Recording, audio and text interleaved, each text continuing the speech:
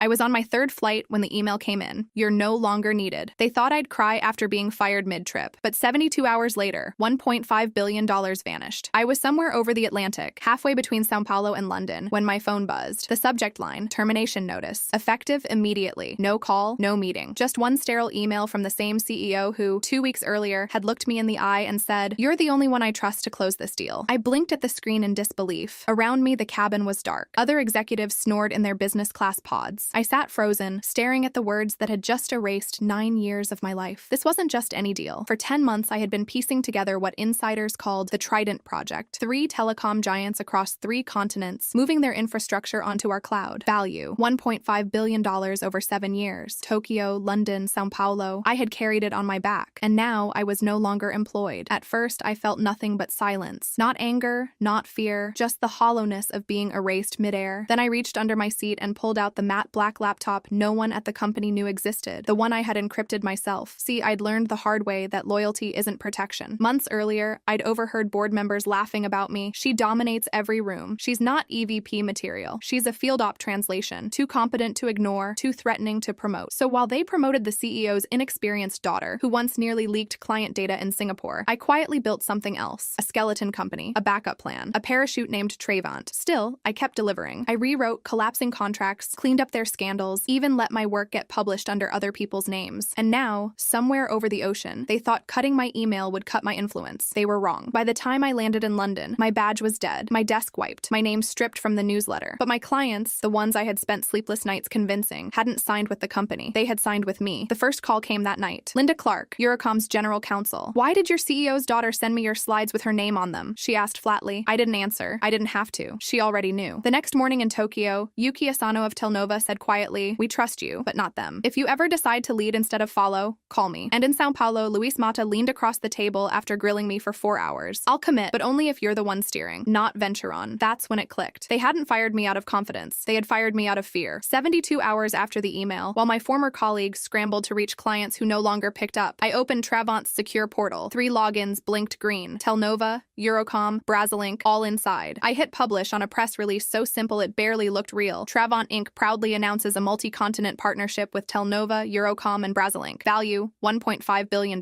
No fanfare, no vengeance speech, just presence. Back in the glass tower I used to call home, the CEO's daughter probably clinked champagne glasses while headlines rolled in, "Venturon loses Trident clients overnight." Me? I sat in a quiet hotel room with black coffee, watching the sunrise. I wasn't broken. I wasn't erased. They thought firing me mid-flight would end me. Instead, it freed me. And $1.5 billion later, the silence spoke louder than I ever could.